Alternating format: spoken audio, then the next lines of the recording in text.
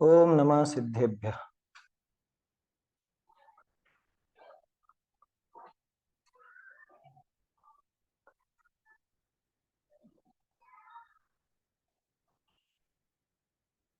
प्राणमयम् अप्पाणम् भुवलब्धं जेण झडियकं मेण चैयूणय परदौवं नमो नमो तस्य देवस्य। आठ कर्म का नाश करी शुद्ध आठ गुण पाए भय सिद्ध निज ध्यान ते नमो मोक्ष सुखदाय।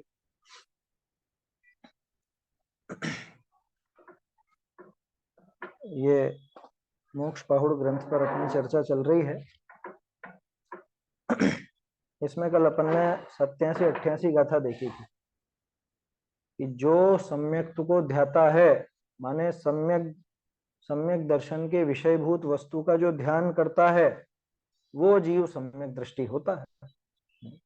और सम्यक दृष्टि होता हुआ ही वो दुष्ट अष्ट कर्मों का क्षय करता है ना। ये बात यहाँ पर आई थी। जो सम्यक दृष्टि है वही दुष्ट कर्मों का, अष्ट कर्मों का वही नाश करेगा, इसके अलावा कोई नाश नहीं कर सकेगा। इसलिए अगर कर्मों से पीड़ित हो, अगर कर्मों का नाश करना चाहते हो तो क्या करना भैया, सम्यक दर्शन धारण करना है। तो इसके बाद एक और बात आई कि ज्यादा क्या कहें अब, कि जितने भी आज तक सिद्ध हुए हैं, जितने भी आज तक मोक्ष गए हैं, आगे जाएंगे, वर्तमान में जा रहे हैं, वो सब सम्यक दर्शन का ही महात्म है। सम्यक दर्शन के प्रसाद से ही वो मुक्ति को प्राप्त हुए हैं, और कोई उसमें कारण नहीं कि बाकी इतने सब चीजें हैं तो सही, कि वो तब तक कारगर नहीं होती जब तक सम्यक दर्शन उनके साथ नहीं। नेता के रूप में सम्यक दर्शन चाहिए उनको, तभी जाके वो आगे बढ़ पाते हैं। इसी बात कल अपन ने देखी थी, ये 87-88 गाथा में। गाथा में बोल लेते हैं एक बार, फिर आगे बढ़ते हैं। सम्मतम जो झायई सम्मा इट्ठी हवे सो जीवो सम्मत परिणदो हवे दुट्ठठकम माणि किम बहुणा भणियेणम जे सिद्धा नरवरा गए काले सिज्य जे विभविया तम जान सम्माहत्तम। अरे सम्यक दृष्टि है सम्यक का ध्याता गृही दुष्टाष्ट कर्मों को दहे सम्यक परिणत जीव ही मुक्ति गए या जाएंगे महात्म्य है सम्यक का यह है भव्य जन इससे अधिक अब कहें क्या। ये बात यहाँ आई थी। चलिए अब आगे देखते हैं। आगे कहते हैं जो निरतिचार सम्यक्त का पालन करते हैं वे धन्य। देखो पहले भी ये प्रकरण जहां चालू हुआ, 86वीं गाथा में आचार्य देव ने कहा था सुनिम्मलम, सुनिम्मलम शब्द आया था, सुनिर्मल और निष्कंप। तो निर्मल कैसे होगा, कि जिसमें कोई दोष नहीं लगा हो, कोई अतिचार नहीं आया हो, वही निर्मल होगा। जहां अतिचार लगते हो, दोष लगते हो, उसमें निर्मलता नहीं रहती है ना। तो इसलिए यहाँ कह रहे हैं कि जो निरतिचार सम्यक्त का पालन करते हैं वे धन्य हैं। निरतिचार सम्यक्त का पालन करने वाले जीव ही धन्य है, अन्य कोई धन्य नहीं। बताओ, माने जगत में तो अपन पता नहीं किन किन को धन्य कहते हैं। यहाँ कह रहे हैं कि सम्यक दर्शन जिसने निरतिचार रूप से पालन किया सम्यक दर्शन का, वो ही जीव धन्य है। जो रंच मात्र भी अपने सम्यक्त को मलिन नहीं करता, सम्यक्त में दोष नहीं लगाता, वो धन्य है। इनके अतिरिक्त और कोई धन्य नहीं। गाथा बोलते हैं, गाथा सरल है, सम्यक की महिमा बताना, सम्यक की नहीं, ये तो सम्यक्त को धारण करने वाले जीव की महिमा आ गई है। ते धन्ना सुखयत्था ते सूरा ते विपंडिया मणुया सम्मत्तम सिद्धियरम। शिविणे विणमैलियं जेहिं ते धन्ना सुखयत्था ते सूरा ते विपण्डिया मणुया सम्मत्तं सिद्धियरम् शिविणे विणमैलियं जेहिं वे धन्य हैं सुकृतार्थ हैं वे शूर नर पंडित वही दुस्वप्न में सम्यक्त्व को जिनने मलिन किया नहीं। ये नई पुस्तकों में सुरा लिखा हुआ, सुरा छोटे ऊ की मात्रा, बड़ा ऊ कर लीजिएगा उसको, ते सूरा, ये गलत शब्द है। पुरानी में शायद सही होगा, बड़ी की मात्रा ही होगी, नई पुस्तकों में गड़बड़ है। ते धन्ना, वे ही धन्य है। सुकयत्था, वे सुकृतार्थ हैं, यानी भला काम कर लिया उन्होंने अपने जीवन का। कृतार्थ बोलते हैं ना, कि हम तो कृतार्थ हो गए, कृतकृत्य हो गए। कृत अर्थ किसको बोलते हैं? कृतार्थ। अर्थ माने प्रयोजन, यहाँ पे प्रयोजन है ना। कृतार्थ कि जिसने अपना प्रयोजन भूत कार्य कर लिया, जिसने अपना प्रयोजन पूरा कर लिया, जो उद्देश्य था वो पूरा कर लिया, उसको कहते हैं कृतार्थ। और अगर वो प्रयोजन बहुत अच्छा है, ऊंचा है, तो वो सुकृतार्थ, कि जिसने अपना सुकृत, अपना सत्कार्य, अपना सत प्रयोजन पूरा किया, वो सुकयत था, वो सुकृतार्थ। ते सूरा, वे ही शूरवीर हैं। बताओ शूरवीर का क्या लेना देना, यहाँ कौन से युद्ध लड़ना है? अरे सबसे बड़ा भारी युद्ध ही यही है ना। अनादिकाल से जीव इन मिथ्यात्व और राग द्वेष आदि के कारण दुखी होता आया, इनको जीतना, इनको नष्ट करना, जीतना ही तो लिखा ना, जो मोह राग द्वेष को और इंद्रियों को जीते वो जिन, ऐसा आया था ना। तो जीते वो शूरवीर। तो ते सूरा, वास्तव में शूरवीर वही है। कौन? कि बड़ी भारी तलवार घुमा ले में, भाला चला ले में, वो नहीं, बल्कि ये जो कर्म अनादिकाल से दुख दे रहे हैं, इन कर्मों को शत्रु कहा गया। इन कर्म शत्रुओं को, मोह राग द्वेष रूपी आंतरिक शत्रुओं को जो जीते वो शूरवीर। शत्रुओं को नाश करे उसका नाम शूर। तो कौन से शत्रुओं का नाश होता है? कि यहाँ असली शत्रु मिथ्यात्व, राग द्वेष, कर्म, इन शत्रुओं का नाश करने वाले ही शूर होते हैं। कैसे शूर? कि सीधे मोक्ष में जाएंगे, है ना, वही शूर है। कि दिखने में तो दुबले पतले हैं, ये काहे के शूर होंगे? दुबले पतले से मतलब नहीं है, यहाँ पे तो आत्मबल देखा जाता है। क्योंकि लड़ाई बाहर की नहीं है ना, वजन थोड़े ना उठाना, तलवारें थोड़े चलानी। लड़ाई तो मोह राग द्वेष से ठान रखी है, कर्मों से ठान रखी है। उस लड़ाई में जो जीते, उस युद्ध में जो जीते, वो शूर है। मोह राग द्वेष रूपी भाव कर्म और ज्ञानावरणादि द्रव्य कर्म रूपी शत्रुओं को जो नष्ट करे, अंतरंग बहिरंग दोनों शत्रुओं को नष्ट करे, उसका नाम शूर है। ते भी पंडिया, वे ही पंडित हैं। बताओ। अपन तो सबको पंडित जी बोलते हैं। आया समझ में? अब पंडित जी वास्तव में तो जैसे टोडर मल जी हैं, उनके लिए पंडित शब्द का प्रयोग उचित है। बाकी के लिए तो वो चल पड़ा परिपाटी में, लेकिन वो टोडर मल जी की श्रेणी का कौन है जो उनके जैसी उपमा दी जाए किसी को? यहाँ कह रहे हैं कौन है पंडित? कि जो सम्यक दृष्टि है वही पंडित है। और वैसे भी मरण के प्रकरण में देखोगे तो पंडित उसी को कहा जिसको सम्यक दृष्टि। अलग अलग तरह के मरण दिखाए ना, सुने नहीं सुने पहले? बाल मरण, बाल बाल मरण, बाल पंडित मरण, पंडित मरण, पंडित पंडित मरण, ये 5 प्रकार के कई आत्मानुशासन में विवेकी को पंडित बोला। श्री हाँ, आत्मानुशासन में विवेकी भी वही है, सम्यक दृष्टि। भेद विज्ञान।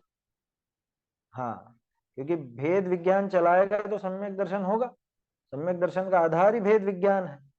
तो विवेकी भी पंडित है, विवेकी जन को पंडित कहा जाता है। बड़ा हो, शास्त्रों का अभ्यास बहुत हो, वो नहीं है पंडित। अरे बच्चा ही क्यों ना हो, वो सम्यक दृष्टि हो, 8 वर्ष का बालक, सम्यक दृष्टि, वो पंडित है। और वो इतना बड़ा 80 साल का है, और जिसने जीवन भर बहुत शास्त्र भी पढ़े हों या और पढ़ा भी हो, पढ़ाया भी हो, लिखे भी हो, लिखाया भी हो, सब काम किया हो, लेकिन सम्यक दर्शन से रहित है, वो पंडित नहीं है, वो बालक है।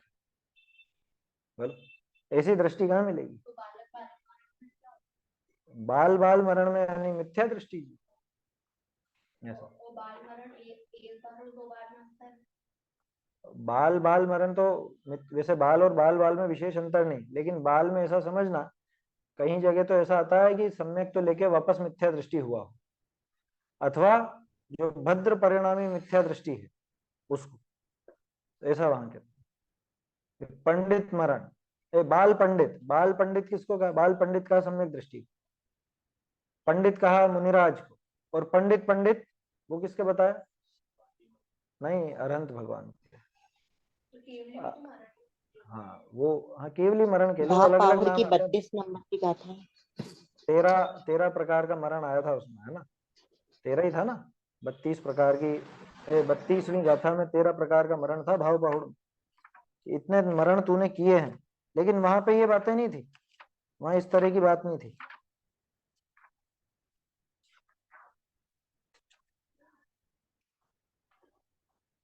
ये 17 प्रकार, सॉरी 13 नहीं 17 प्रकार, 17 प्रकार का मरण बताया। फिर उसके बाद संक्षेप में ये 5 तरह का दिखा, पंडित पंडित, पंडित बाल पंडित, बाल और बाल बाल।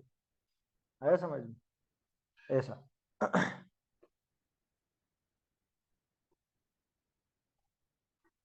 देखो, सम्यक दृष्टि श्रावक वो बाल पंडित, और पहले 4 प्रकार के पंडित कहे, उनमें से एक भी भाव जिसके नहीं हो वह बाल है, तथा जो सबसे न्यून हो वह बाल बाल।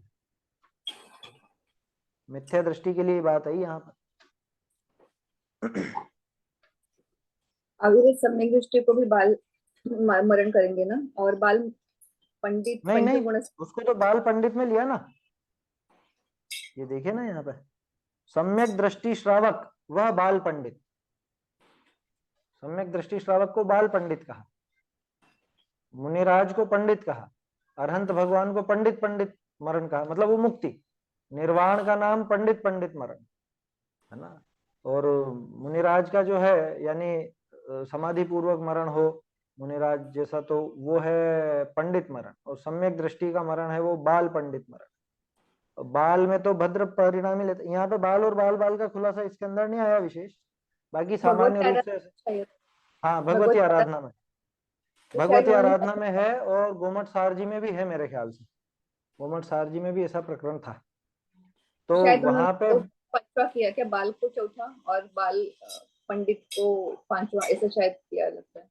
नहीं नहीं, बाल बाल ये तो क्रम ऐसे ही चलेगा, बाल बाल फिर बाल, फिर बाल पंडित, फिर पंडित, फिर पंडित पंडित, ऐसा क्रम इस तरह से चलेगा। जैसे ये सुखमा सुखमा, फिर सुखमा, फिर दुखमा सुखमा, वो आपस में मिला करके इस तरह से चलता है। इसी इसमें में 17 लास्ट तरह में के दिख देखिए, रहे हैं।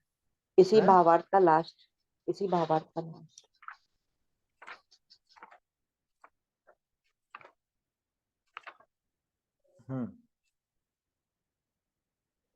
भावार्थ के लास्ट में दिया ना ये, पहले 4 प्रकार के पंडित कहे, उनमें से एक भी भाव जिसके नहीं हो वह बाल है।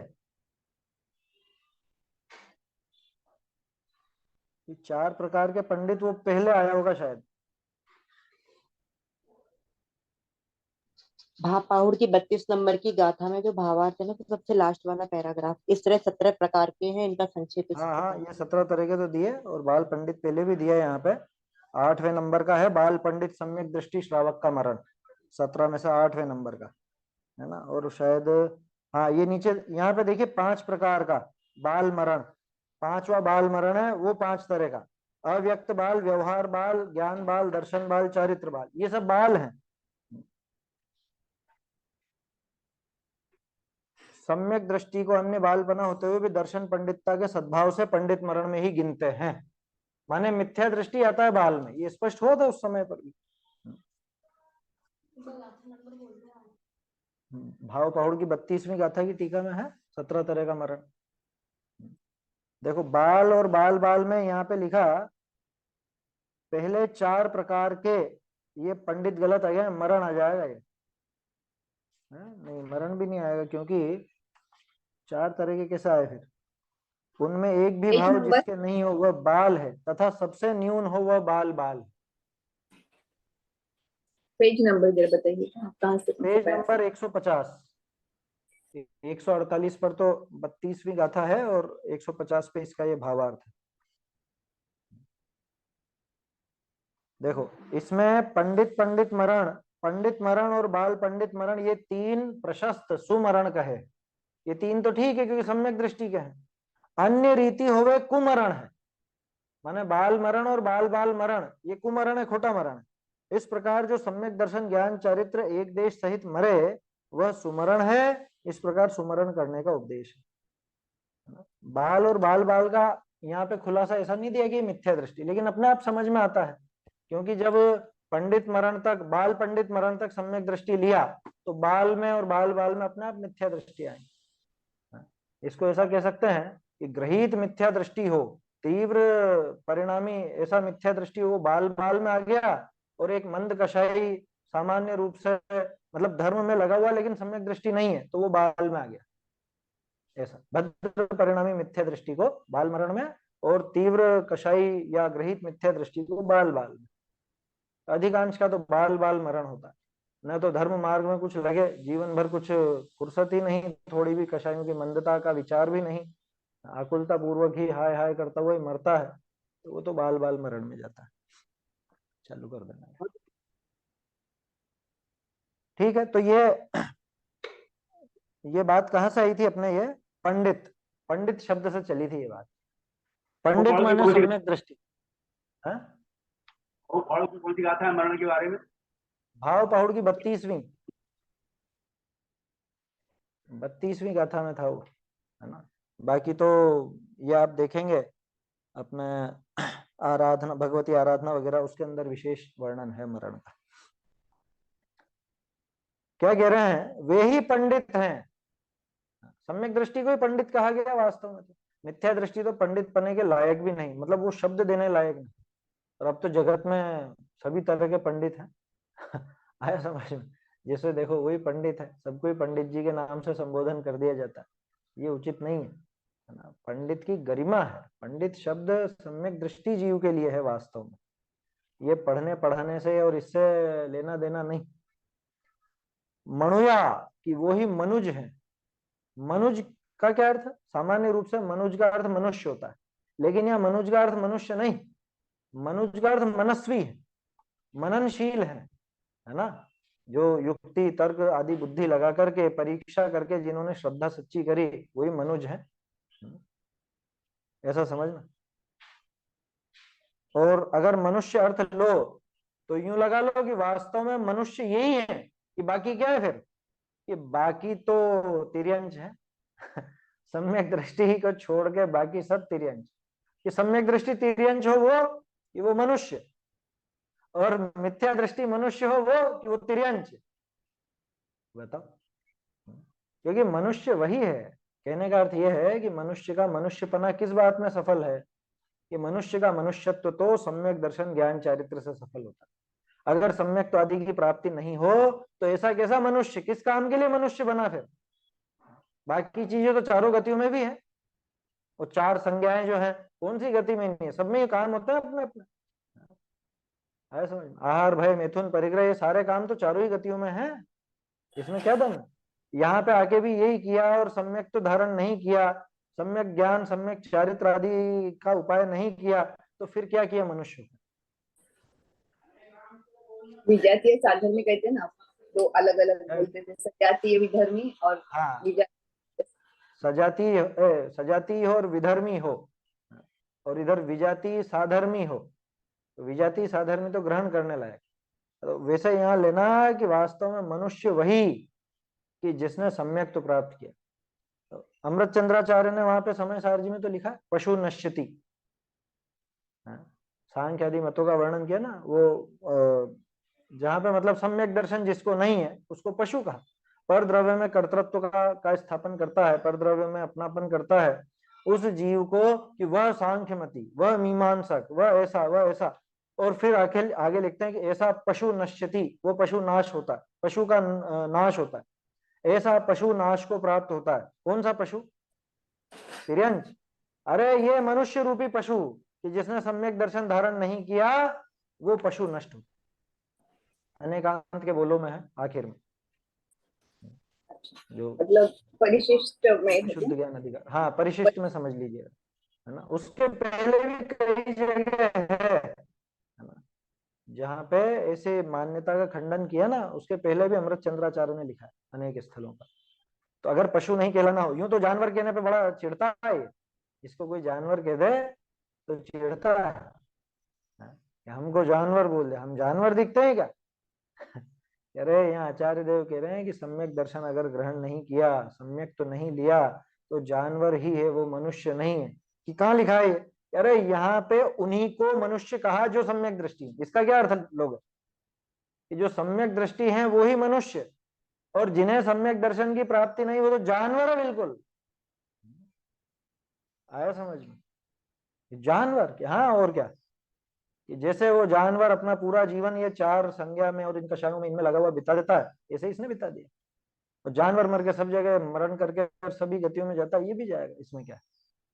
जानवर से इसमें अंतर क्या है? ये कपड़े पहने हुए वो बिना कपड़ों के, इसमें इसके अलावा और क्या अंतर है?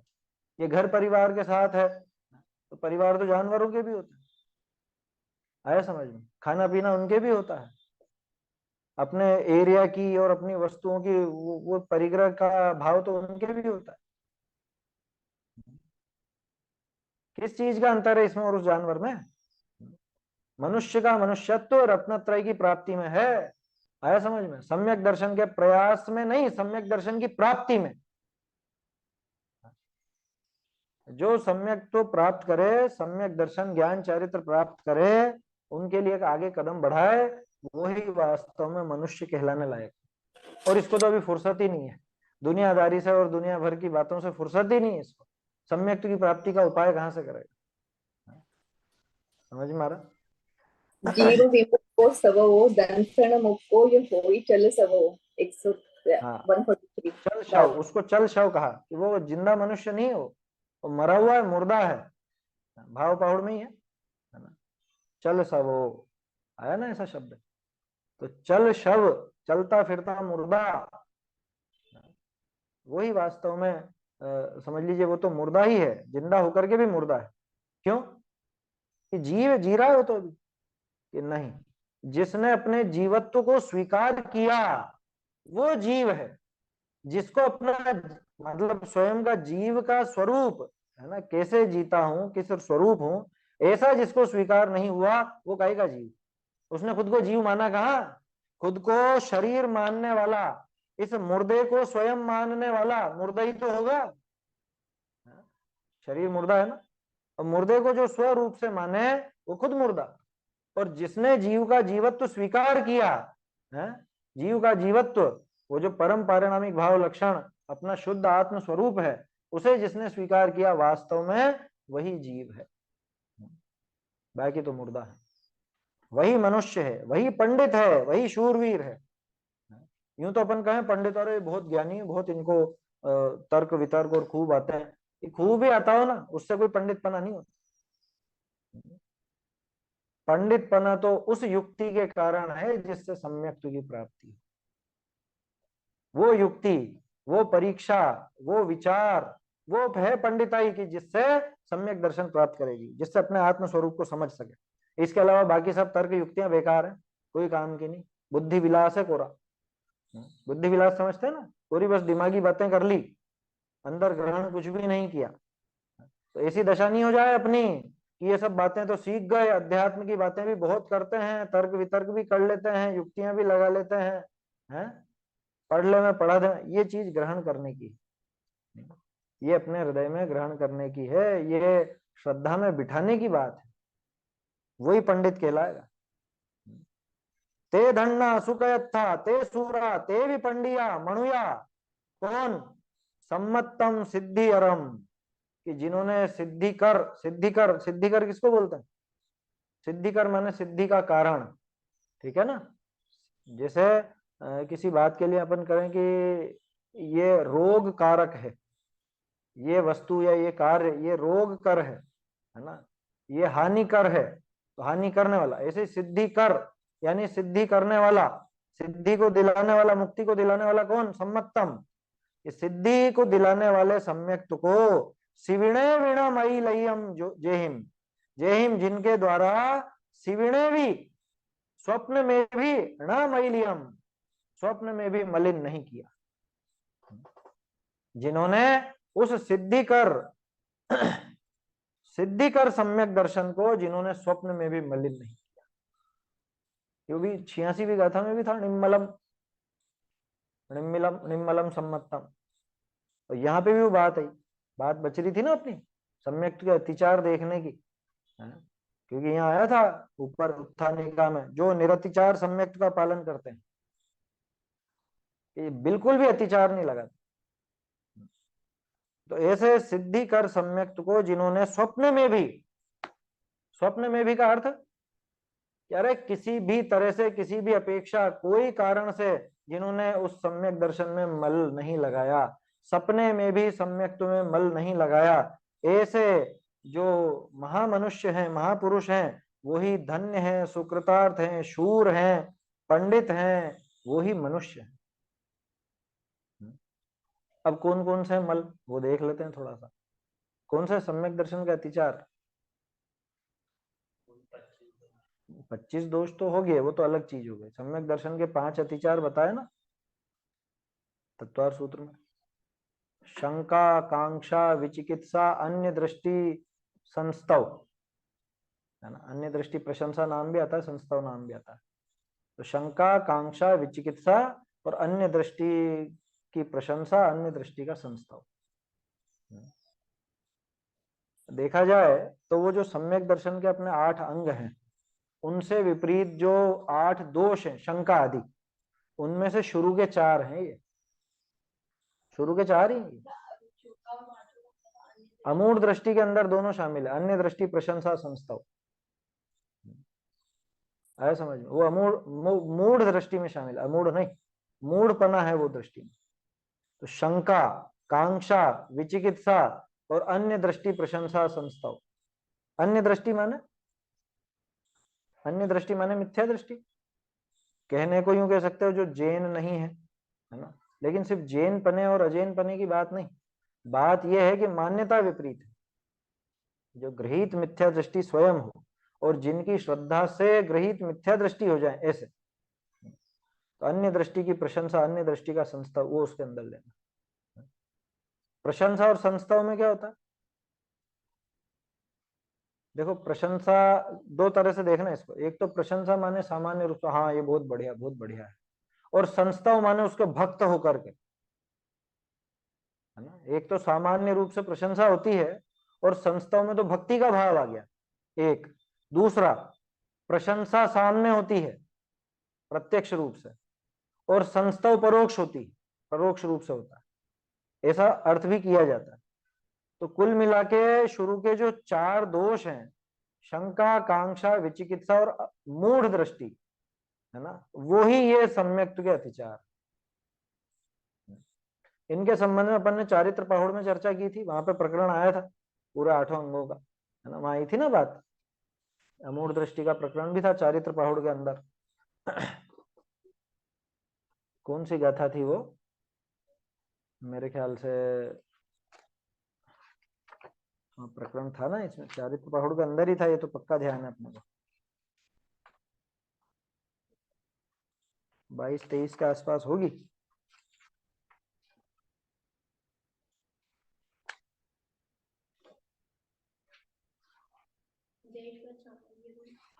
चारित्र पहाड़ की 6ठी। अच्छा, शुरू में ही थी ये तो।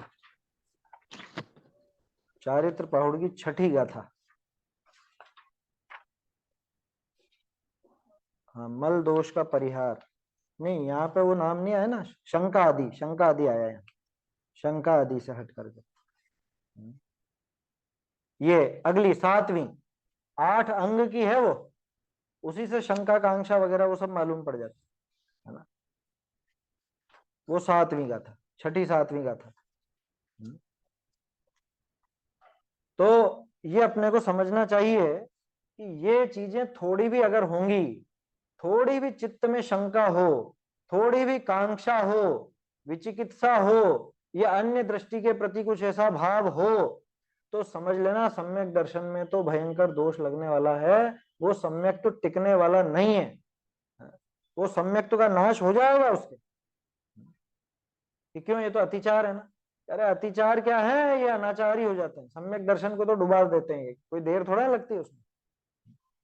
अतिचार रूप बताया वो तो बहुत हल्के में कहा, बहुत हल्का हो, सामान्य सी शंका जैसे जिज्ञासा रूप या कुछ इस तरह की बात हो जिसमें ऐसा कैसे कह दिया होगा आचार्य देव ने, ऐसा मन में आ जाए थोड़ा बहुत हल्का फुल्का, बहुत हल्का फुल्का, वहां अतिचार कहना। और ऐसा भी कोई हो सकता है क्या, जहां पे अविश्वास वाली ही बात आ गई तो वहां तो शंका अनाचार होगी, वहां सम्यक दर्शन को नष्ट कर देगी। ऐसे ही कांक्षा, सामान्य रूप से एक भाव होना, यहाँ सब अच्छा हो, जैसे बोलते तो हैं कि मरते समय कोई वेदना नहीं सताए और ऐसा नहीं हो वैसा नहीं हो, तरह तरह की कांक्षा तो होती है, वो कांक्षा तो है। लौकिक रूप से भी थोड़ा अभ्युदय भी चाहे कभी, सामान्य रूप से सामान्य कषाय हो तो वो अतिचार है। लेकिन अगर ऐसा भाव कि नहीं ये तो होना ही चाहिए, किसी वस्तु विशेष की सिद्धि चाहिए ही चाहिए, वहां पे वो तीव्रता होने के कारण वो अनाचार हो जाता है। यूं समझो कि अतिचार को अगर समय रहते कंट्रोल नहीं किया गया तो अनाचार बनते देर नहीं लगेगी। ऐसा देखो, कई बार अपने साथ ऐसा योग बैठ जाता है, वो विषय मिल जाते हैं सब आपस में। अभी शाम को भी वही विषय ना, सम्यक दर्शन का, अतिचार आदि का, यहाँ भी यही विषय आ गया कि जिन्होंने निरतिचार सम्यक्त का पालन किया है वही जीव मनुष्य है। शंका खड़ी हो, कांक्षा हो, विचिकित्सा हो, किसी के प्रति ऐसा ग्लानि का भाव, उसको दूर करने का भाव अति तीव्र हो। सामान्य ग्लानि तो सबके ही होती है, सामान्य ग्लानि यानी जैसे मल वगैरह से, गंदगी से, इससे तो दूर होना ही चाहते हैं। और एक होती है ऐसी तीव्र ग्लानि की जिसमें इसकी कषाय बहुत तीव्र हो जाती है, उसके पीछे सम्यक तो भी इसका बाधित हो जाता है। कोई साधर्मी हो और उस पर कोई ऐसी आपदा आए, वो बहुत ऐसी परिस्थिति हो गई हो उसकी, अब इसमें इसको ग्लानि आती हो, गड्ढे में गिर गया, वहां पे मर जाएगा अगर नहीं निकाला गया तो क्या करेंगे, निकालेंगे वहां पर। अगर वहां एक ग्लानि इतनी बढ़ गई कि अरे अरे मैं कैसे निकालूं, मैं कैसे इसमें हाथ करूं, वहां सम्यक तो इसका खत्म हो जाएगा। चलो ये तो साधर्मी की बात थी, अपन तो और दूसरी बात भी करते हैं। कोई जानवर का बच्चा, कोई छोटा पिल्ला, सुअर का बच्चा, कोई मेंढक, कोई चूहा, ये ऐसे फंस गए हों ऐसी जगह पे, और मान लो थोड़ा घाव वगैरह भी हो गया, अब देखने में ग्लानि आती है, क्या करेंगे कि अरे वो उसको बचाओ तो बच जाएगा वो, और उसको ऐसे ही छोड़ के आए तो ऐसी ग्लानि तो तुम्हारे सम्यक दर्शन को होने नहीं देगी। मैंने आप लोगों से खैर उसमें कहा था वो तो रत्नकरण जी में, फिर भी चर्चा चली तो बता ही देता हूँ। मोक्ष मार्ग प्रकाशक में आखिर में जो प्रकरण है ना, उससे ये बिल्कुल खुल के आ जाते हैं सामने। जो शंका है वो असल में मोह की सूचक है, मिथ्यात्व की, है ना, दर्शन मोह की। कांक्षा है वो तीव्र राग की सूचक, विचिकित्सा है वो तीव्र द्वेष की सूचक। मोह, राग, द्वेष, ये तीनों आगे, शंका, कांक्षा, विचिकित्सा। और जो मूढ़ दृष्टि बना वो ग्रहित मिथ्यात्व। तो मोह हो तो सम्यक तो नहीं होगा, राग इतना तीव्र हो, द्वेष इतना तीव्र हो तो सम्यक तो नहीं होगा, और ग्रहित मिथ्यात्व तो भी सम्यक तो नहीं होगा। उसी समझ लीजिए ग्रहित मिथ्यात्व के या मूढ़ पने के, मूढ़ दृष्टि पने के ही दो नाम है ये, अन्य दृष्टि प्रशंसा, अन्य दृष्टि संस्तव। कि नहीं उनके भी अच्छा होता है, उनके यहाँ ये चीज तो बहुत अच्छी है, उनके यहाँ पे भी देखना चाहिए। जैसे थोड़े दिन पहले बात की थी ना अपन, अब वो जाए कि वो चर्च देखने गए थे, गुरुद्वारा देखने गए थे, वो मस्जिद देखने गए थे, क्यों गए थे भैया, कि नहीं बनावट देखने, कि उनके जैसी तो अपने मंदिर की बनावट भी नहीं होती, बनावट देख के क्या करोगे, कि नहीं बहुत सुंदर बना हुआ है, अरे ऐसी सुंदरता किस काम की, वहां जाकर के जहां से विपरीतता का पोषण होता हो, उस विपरीतता का रंच मात्र भी पोषण नहीं करते, उसमें अनुमोदन होता है, पूरा ही अनुमोदन की थी ना बात अपन ने, अनुमोदना का भयंकर दोष है वहां, भयंकर अनुमोदन है। अगर मन से नहीं गए हैं, सपोज ग्रुप के वश में, मन नहीं है तो कैसे जाएगा, मन नहीं हो मन तो में जाएगा कैसे, कौन से अत्याचार में आएगा ये पूछ रही थी एक्चुअली, कि ये वो वाला मन से तो नहीं है, बस अभी जा रहे हैं तो उदासीन क्या बोल सकते हैं, उस भाव से जा रहा है, देख रहा है तो। देखो वहां जाएगा तो खुद का मन हुआ तो ही तो जाएगा, और तो ऐसा कोई काम है नहीं कि जाए। अतिचार बताऊं कैसे लगेगा, जो आप बता रहे हो कंडीशन। किसी का व्यापार ऐसा है, कैसा व्यापार है, मान लो ये माइक वगैरह का इनका व्यापार है ना, ये होता है ना स्पीकर वगैरह और इसका।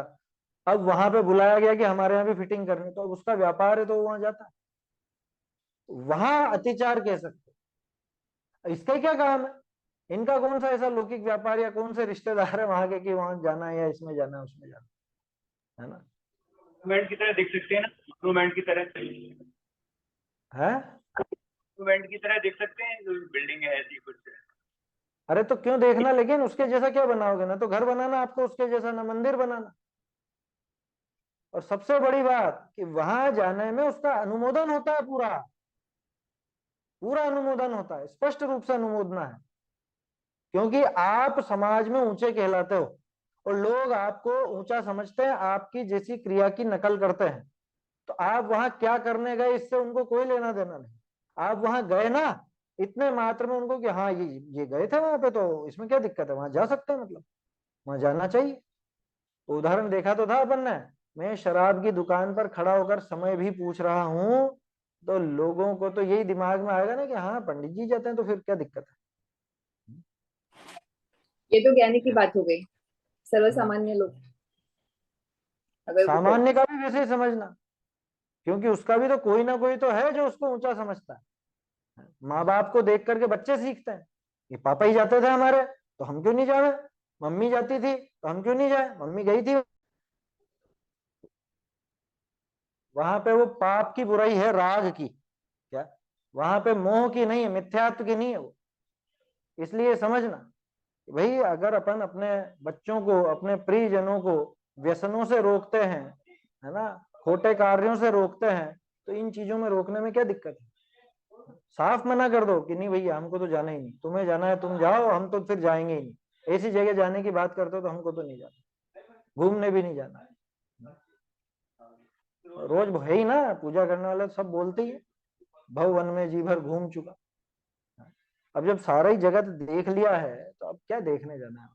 और आजकल वैसे भी देखा जाए तो घूमने फिरने कोई नहीं जाता, सब फोटो खिंचाने जाते हैं बस। उनको जाना है क्योंकि हमको फोटो खिंचाना है बस। वहां जाके भी कौन सा प्राकृतिक वो उन वस्तुओं का आनंद लेते हैं, वहां बैठ के कितने वो घंटे बिताते हैं। कुछ नहीं, यहाँ एक फोटो लो, यहाँ एक फोटो लो, यहाँ एक फोटो लो, उसी में कर लेते हैं। खैर वो भी पाप, और वो घूमना फिरना भी पाप, लेकिन वो राग का। और ऐसे स्थानों पर जहाँ कुदेव कुगुरु कुधर्म आदि का सेवन होता हो, ऐसे स्थानों पर जाने में तो उसका स्पष्ट अनुमोदन है, गृहीत मिथ्यात्व का अनुमोदन है, अन्य दृष्टि प्रशंसा संस्तव वाली बात है, ऐसा समझना। इसलिए है ना, जो पंडित आप कह रहे हो ना संस्था कि माने वो क्या, संस्था माने क्या? संस्तव माने स्तुति, अच्छा। है ना, वहां पे भक्त हो गया वो उसका, ऐसा भक्ति करना उनकी ऐसे ही। अरे पहले वो सीरियल चला करते थे टीवी पर, क्या अन्य मतियों के कल्पित। अब पद्म पुराण के आधार पे तो कहानी नहीं रहेगी ना, हरिवंश पुराण के आधार पे तो कहानी नहीं रहेगी, लेकिन अन्य मतों में जैसा नाम चल रहा है वैसी वो कल्पनाएं करके चला देते हैं, फिल्में बन जाती हैं, और लोग वहां देखते हैं। इसको देखने में क्या हो गया, इसको देखने में तेरा सम्यक तो बाधित होता है। क्यों, क्योंकि तेरे दिमाग में, वो दिमाग में वैसी छवि बन जाएगी। हनुमान जी कहते थे, अभी आपके दिमाग में पहला चित्र क्या बनता है। जिन लोगों ने बचपन में रामायण आदि देखी है तो उनके दिमाग में वही चित्र बने, और जिन्होंने नहीं देखी, जिनको बचपन से पद्म पुराण पढ़ा दिया गया, तो उनके दिमाग में अलग छवि बनी। समझ में आ रही है बात, ये फर्क पड़ता है। इसलिए ऐसी चीजें देखना भी नहीं। अन्य दृष्टि की प्रशंसा संस्तव किसी भी रूप में नहीं होना चाहिए। द्वेष नहीं है, असल में चक्कर ये है कि हमारा मोक्ष मार्ग बाधित हो जाता है, इसलिए हम बचना चाहते हैं। हमको द्वेष नहीं किसी से भी। दुनिया तो मर्जी पड़े जो माने ना, हमें क्या फर्क पड़ता है, मर्जी पड़े जहां जाओ, हमें क्या लेना देना। लेकिन हमारा मोक्ष मार्ग बाधित होगा तो हम तो इसमें सहयोगी नहीं बन सकते, किसी भी तरह से सहयोगी नहीं बन सकते। वो किस्सा सुना है, मतलब कि जैसे संजीव जी गोधा पंडित, तो वो वहां सम्मत शिखर जी गए थे, वहां पे उन्होंने सुना कि ये सब देख रहे रामायण वगैरह, ये गलत तरीके से है, तो अपना वही मिथ्या तो पुष्ट हो जाता है। तो घर हाँ, पे आने पे के उन्होंने मतलब वो सब हटा दिया घर से, टीवी तभी से, टीवी वो और ये आप सब। दूसरी बात कह रहे हो। संजीव जी जो बताते थे वो बाबूजी के लिए बताते थे, बाबूजी के सन नेवासी के प्रवचन है तत्व चर्चा के। शिखर जी में तत्व चर्चा हुई थी, वहां बाबूजी ने खूब बोला था, बाद में भी बोलते थे कि ये टीवी, अब तो टीवी का तो गया जमाना, टीवी की जगह तो अब ये मोबाइल वगैरह सबके हाथ में है। तो उन्होंने कहा चंबल में फेंक दो इसको, ये कहते थे बाबूजी सीधे ही। कोटा में चंबल नदी बहती है, तो जिसके जहां बहती फेंक दो इसको, आग लगा दो, क्या फोड़ दो, इतना तक कहते थे। तो वो उन्होंने आके वहां से हटा दी थी। आया समझ में? अच्छा है वो चीज अपनाने लायक है कि जिसमें, एक और चीज कहते थे बाबूजी, ये आंखों से पी जाने वाली मदिरा है, आंखों से पी जाने वाली शराब है ये, है ना। टीवी का तो नाम है, असल में तो वो सीरियल, वो कार्यक्रम, फिल्में वगैरह जो भी हैं वो सब। तो ये आंखों से पी जाने वाली मदिरा। और अब बचोगे कैसे? अब तो बहुत कठिन हो गया, ये आपके हाथ में आ गई अब तो ये मदिरा। पहले तो वो टीवी एक डब्बा होता था, अलग से बैठते थे लोग, अब उसकी जगह तो ये मोबाइल में सारा का सारा काम हो गया, हाथ में ही आ गया। तो वो बचना चाहिए उनसे, है ना। सही है, वहां उस चर्चा में वो भी थी, अन्य मतियों के जो ये सब धारावाहिक वगैरह चले उनके संबंध में भी चर्चा थी। बहुत अच्छे हैं वो तत्व चर्चाएं बहुत अच्छी हैं, 11-12 हैं कुल। सम्मेश शिखर जी के सन नेवासी की है, 1989 में शिखर जी में शिविर लगा था तब की है। तो कहने का अर्थ ये है कि जिसने स्वप्न में भी, ये स्वप्न में भी का क्या अर्थ लोगे? और स्वप्न में भी मलिन नहीं किया, माने न ऐसे व्यक्तियों का साथ दिया, न ऐसे वस्तुओं का साथ दिया, न इसकी प्रशंसा की, कोई शंका नहीं, कोई कांक्षा नहीं, कोई विचिकित्सा नहीं, तभी जाकर के वो सम्यक तो निरतिचार निर्मल शोभित होगा। जिसने स्वप्न में भी मलिन नहीं किया, ऐसी बात है ना। यहाँ तो देखो अर्थ पढ़ता हूं इसका। ये स्वप्न का मुझे वो थोड़ा कंफ्यूजन हो जाता है कि जो हम लोग सोचते हैं उसी को तो सपने में मतलब देख सकते हैं, जैसे बोलते हैं ना अभी स्वाध्याय वगैरह करे जाते हैं, कुछ भी मतलब वो है हाँ, उसका बार बार हो रहा है, वो सपने में दिखता है, इसने तो किया ही नहीं, तो फिर उसने उसको कैसे फिर समय इसमें तो कहोगे। असल में अंदर जो अभिप्राय पड़ा होता है ना, सपने कोई हमेशा ऐसे नहीं आते हैं कि जो अपन ने दिन भर में सोचा वो ही आए, बल्कि अंदर जो अभिप्राय पड़ा होता है उसका ही सपना आ जाता है। स्वप्न वैसे ही आ जाता है जो अंदर अभिप्राय पड़ा। ऊपर से तो भले इसने खुद को काबू में कर लिया, ऊपर से तो खुद के विचारों को थोड़ा संतुलित बनाने का प्रयास कर लिया, लेकिन अभिप्राय में अगर खोट पड़ी है तो वो सपना भी वैसा दिख जाएगा। आया समझ में? अरे एक जैसे यूं समझ लो, अब क्या कहूं, अटपटा लगेगा उदाहरण। किसी ने ऊपर से तो ब्रह्मचर्य ले लिया, है ना, ऊपर से तो ब्रह्मचर्य ले लिया, ब्रह्मचर्य व्रत आदि पालता दिखता हो लोगों को, लेकिन स्त्रियों से चर्चाएं करता हो, बातें करता हो, या मन में अभिप्राय इस तरह के हों, तो सपने में स्त्री आ जाए तो क्या बड़ी बात है उसकी, आ जाएंगी। अब दिन भर तो कोई ऐसे विचार करता हुआ तो नहीं दिख रहा है, लेकिन अभिप्राय की खोट वो सब आ जाता है सपने में भी। स्वप्न में तो ये एक डायलॉग है कि सपने में भी मलिन नहीं किया, यानी रंच मात्र भी मलिन नहीं किया, ऐसा समझना कि सपने में भी मलिन नहीं किया। क्या बोलो, आप जमीकंद खाते हो? सवाल ही नहीं, हम तो सपने में भी नहीं खाते। सपने में भी नहीं खाते माने कि शंका ही नहीं, कोई ऐसा विकल्प तक नहीं हमारे होता, वो बात है। देखिए अर्थ पढ़ता हूं इसका। जिन्हीं पुरुषनी ने मुक्ति का करने वाला सम्यक तो है, ताकू सुपना विषय भी मलिन न किया, अतिचार न लगाया, ते पुरुष धन्य है। ये स्वप्न का अर्थ यही समझना, अतिचार भी नहीं लगाया माने सपने में भी नहीं किया। जैसे मान लो किसी ने ऐसा त्याग लिया, है ना, अभक्ष का ही त्याग लिया, जमीकंद का त्याग लिया, अब सपने में कभी आलू खा लिया उसने, अब क्या, तो कि नहीं यूं तो नहीं खाया उसने, तो अनाचार तो नहीं कहेंगे अपन उसको, लेकिन अतिचार तो लग गया उसको। क्यों लगा वो अतिचार? ये मन का अभिप्राय मिटा नहीं था वैसा, इसलिए। आपको आया किसी को ऐसा सपना जमीकंद खाने का या रात में खाने का? आएगा ही नहीं, आएगा ही नहीं, क्योंकि वो निकल गया मन से ही, वो विकार ही निकल गया पूरा। देखो, अतिचार न लगाया ते पुरुष धन्य है,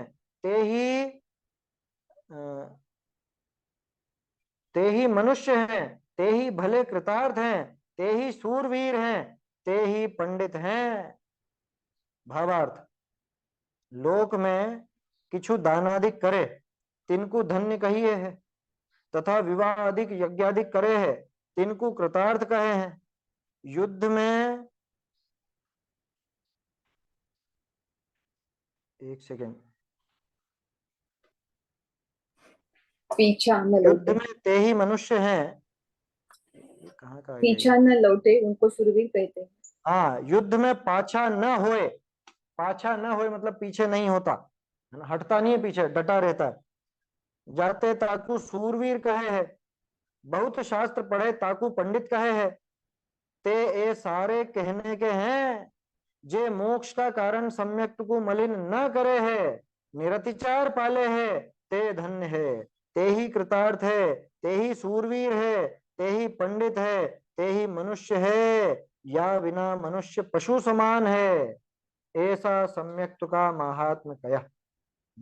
आगे शिष्य पूछा, जो सो सम्यक कैसा है, ताके समाधान को या सम्यक के बाह्य चिन्ह कहे।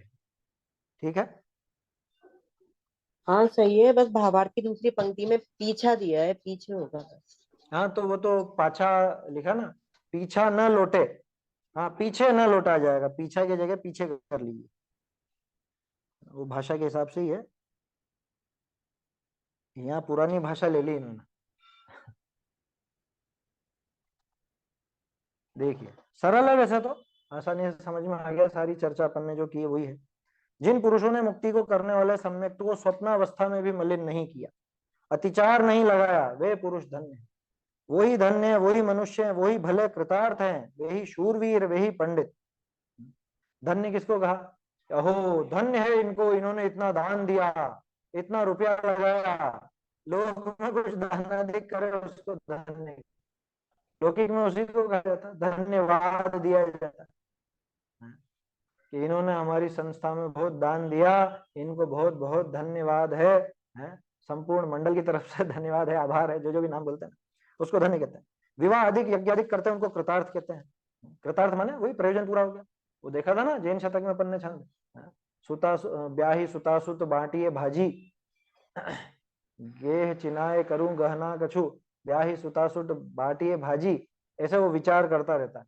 तो ये सब इसके प्रयोजन है, ये हो जाए, ये हो जाए, बच्चे बच्ची की शादी हो जाए, नौकरी धंधे लग जाए, या बच्चे बच्ची हो जाए तो कृतार्थ हो, ये यज्ञ आदि करने पर कृतार्थ समझते हैं। युद्ध में पीछे न लौटे, डटा रहे, पीठ नहीं दिखाए, उसको शूरवीर कहते हैं। बहुत शास्त्र पढ़े उसको पंडित कहते हैं। आया समझ में? ये सब कहने के हैं क्या? न वो कृतार्थ है, न वो धन्य है, न वो शूरवीर है, न वो पंडित है, न वो मनुष्य।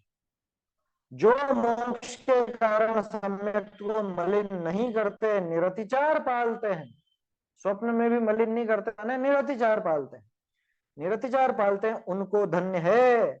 वे ही कृतार्थ हैं, वे ही शूरवीर हैं, वे ही पंडित हैं, वे ही मनुष्य हैं। इनके बिना मनुष्य पशु समान है, इनके बिना तो जानवर जैसा, बिल्कुल जानवर। मनुष्य को पशु ही कहा क्या? अगर जिन सम्यक प्रतिमा नहीं हो, यथावत स्वरूप में, जिन प्रतिमा यथावत स्वरूप में तो मनुष्य को त्रियंज से भी गया गुजरा नहीं बताया था। वो उसके लोभ के कारण है ना, कि वो गाय भैंस वगैरह जो बैलों को हल में जोतता है, उनको तो फिर भी थोड़ा आराम है, उनको इसके बाद उठना है, इसके पहले सो जाना है। ये रात को भी जगता है उल्लू की तरह, और सुबह भी उनके पहले उठ जाएगा, सारी व्यवस्था करे। वो प्रकरण अलग है, वहां तो पशु से भी गया भी था, यहाँ तो मनुष्यपना इसने सिद्ध नहीं किया, इसलिए तिर्यंच। वही पंडित है, वही मनुष्य, इनके इसके बिना मनुष्य पशु समान है। इस प्रकार सम्यक का महात्म्य जानो। क्या सम्यक दर्शन का महात्म्य क्या है? कि इसके बिना मनुष्य पशु, ऐसा सम्यक का महात्म्य। देखो तरह तरह से महिमा दिखा रहे हैं सम्यक दर्शन, तो शीघ्र अतिशीघ्र उसको प्राप्त करने का उपाय करना चाहिए, है ना। अगली गाथा कल देखेंगे। ते धन्ना सुख यथा ते सूरा ते विपंडिया मनुया सम्मत्तम सिद्धियरम शिविणे ऋणमैलियम जेहिम। वे धन्य है सुकृतार्थ है, दूर नर पंडित वर, लोग स्वप्न में सम्यक को जिनने मलिन किया नहीं। चैतन्य का स्मरण प्रतिक्षण ही करो रे, भव के अनंत दुख को क्षण में हरो रे। अक्षय अनंत निज सौख्य निधान पाओ, गाओ अरे नित इसी के गीत गाओ।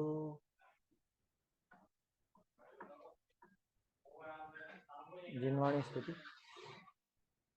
सुन कर वाणी जिनवर की, मारे हर्ष ही ये न समाय जी। सुन कर वाणी जिनवर की, मारे हर्ष ही ये न समाय जी। अनादिकाल की तपन बुझाई, अनादिकाल की तपन बुझाई, निज निधि मिली अघाय जी। सुन कर वाणी जिनवर की, मारे हर्ष ही ये न समाय जी। संशय भर्म विपर्जय नास्या, संशय भर्म विपर्जय नास्या। सम्यक बुद्धि उपजाय जी। सुन कर वाणी जिनवर की, मारे हर्ष ही ये न समाय जी। अब निर्भय पद पाया और मैं, अब निर्भय पद पाया और मैं, वंदो मन वच काय जी। सुन कर वाणी जिनवर की, मारे हर्ष ही ये न समाय जी। नर भव सुफल भया सब मेरा, नर भव सुफल भया सब मेरा, बुध जन भेंटत पाय जी। सुन कर वाणी जिनवर की, मारे हर्ष ही ये न समाय जी।